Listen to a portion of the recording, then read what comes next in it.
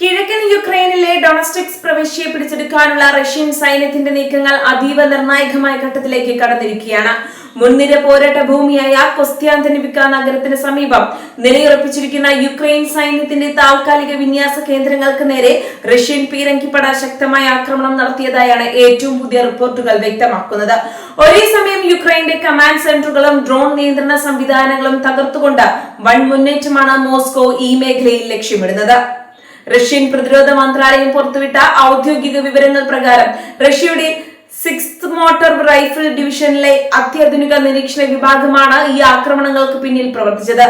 കൊസ്ത്യാന്തിനിവിക്ക് സമീപമുള്ള യുക്രൈൻ സൈന്യത്തിന്റെ 2 പ്രധാന താവളങ്ങളെ റഷ്യൻ രഹസ്യാന്വേഷണ വിഭാഗം അതീവ രഹസ്യമായി നിരീക്ഷിക്കുകയും അവരുടെ കൃത്യമായ സ്ഥാനങ്ങൾ കണ്ടെത്തുകയും ചെയ്തു. താവളങ്ങളുടെ സ്ഥാനം ഉറപ്പിച്ചതിന് പിന്നാലെ ശക്തമായ റഷ്യൻ ആർട്ടിലറി വിഭാഗം ഈ കേന്ദ്രങ്ങൾക്ക് നേരെ വൻതോതിൽ പീരങ്കിയുണ്ടകൾ വർഷിക്കുകയായിരുന്നു.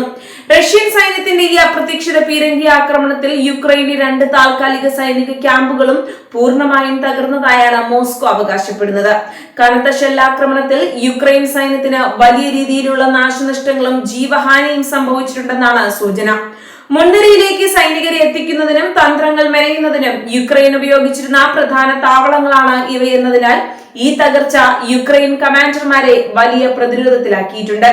സൈനിക ക്യാമ്പുകൾക്ക് നേരെയുള്ള ആക്രമണത്തിന് പുറമെ യുക്രൈന്റെ ഡ്രോൺ സാങ്കേതിക വിദ്യകളെ നിഷ്പ്രഭമാക്കുന്ന മറ്റൊരു തന്ത്രപരമായ നീക്കവും റഷ്യൻ സൈന്യം ഈ മേഖലയിൽ വിജയകരമായി നടപ്പിലാക്കി.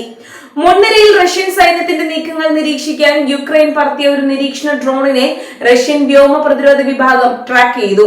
ഈ ഡ്രോൺ എവിടെ നിന്നാണ് നിയന്ത്രിക്കുന്നത് എന്ന് കണ്ടെത്താനായുള്ള റഷ്യൻ റേഡിയോ ലൊക്കേഷൻ യൂണിറ്റുകളുടെ നീക്കമാണ് യുക്രൈന് വിനയായത്. ഡ്രോൺ നൽകിയ സിഗ്നലുകൾ പിന്തുടർന്ന റഷ്യൻ സൈന്യം യുക്രൈന്റെ UAV കൺട്രോൾ പോസ്റ്റ് സ്ഥിതി ചെയ്യുന്ന കെട്ടിടം കൃത്യമായി കണ്ടെത്തി. തൊട്ടു പിന്നാലെ റഷ്യയുടെ മാരക പ്രഹരശേഷിയുള്ള 152 mm മസ്ബി ഹോവിസ്റ്റർ പീരങ്കികൾ ഈ ഡ്രോൺ നിയന്ത്രണ കേന്ദ്രത്തിന് നേരെ ഗോളങ്ങൾ വർഷിച്ചു. പീരങ്കിയുണ്ടകൾ കൃത്യമായി പതിച്ചതോടെ യുക്രൈന്റെ ഡ്രോൺ ഓപ്പറേറ്റർമാരും കോടിക്കണക്കിന് രൂപ വിലമതിക്കുന്ന കൺട്രോൾ സിസ്റ്റങ്ങളും നിമിഷങ്ങൾക്കകം ചാരമായി മാറി. ഇതേ യുദ്ധമുഖത്ത് നിന്ന് തന്നെയുള്ള മറ്റൊരു സൈനിക നീക്കത്തിൽ യുക്രൈൻ സൈനികരുടെ റൊട്ടേഷൻ പ്രക്രിയയെയും ഡ്യൂട്ടി കഴിഞ്ഞ് മടങ്ങുകയായിരുന്ന സൈനികർ സഞ്ചരിച്ച വാഹനത്തിന് നേരെ റഷ്യൻ ആർമി ഒരു FPV ആത്മഹത്യ ഡ്രോൺ ഉപയോഗിച്ച് ആക്രമണം നടത്തുകയായിരുന്നു. അതീവ വേഗതയുള്ള ഈ ആത്മഹത്യ ഡ്രോൺ സൈനിക വാഹനത്തിലേക്ക് നേരിട്ട് ഇടിച്ചിറങ്ങി പൊട്ടിത്തെറിച്ചതോടെ വാഹനത്തിലുണ്ടായിരുന്ന യുക്രൈൻ സൈനികർക്ക് കനത്ത പരിക്കേൽക്കുകയും ജീവൻ നഷ്ടപ്പെടുകയോ ചെയ്തു. കൊസ്ത്യാന്തിനിവിക്ക നഗരത്തിന് ചുറ്റുമുള്ള ഈ റഷ്യൻ മുന്നേറ്റം യുക്രൈൻ പ്രസിഡന്റ് വ്ളാഡിമിർ സെലൻസ്കിക്ക് വലിയ തലവേദനയാണ് സൃഷ്ടിച്ചിരിക്കുന്നത്. കിഴക്കൻ മേഖലയിലെ യുക്രൈന്റെ പ്രധാന സപ്ലൈ ലൈനുകളും റെയിൽവേ ശൃംഖലകളും കടന്നുപോകുന്ന തന്ത്രപ്രധാനമായ ഒരു നഗരമാണിത്. കൊസ്ത്യാന്തിനിവിക്ക റഷ്യൻ സൈന്യത്തിന്റെ അധീനതയിലായതിനാൽ അത് ഡൊണസ്റ്റിക് മേഖലയിലെ യുക്രൈന്റെ പ്രതിരോധ നിരയെ പൂർണ്ണമായും തകർക്കും. അതുകൊണ്ട് തന്നെ ഈ ക്യാമ്പുകളുടെ തകർച്ച യുക്രൈന് വരാനിരിക്കുന്ന വലിയൊരു പരാജയത്തിന്റെ സൂചനയായാണ് അന്താരാഷ്ട്ര പ്രതിരോധ വിദഗ്ധർ വിലയിരുത്തുന്നത്.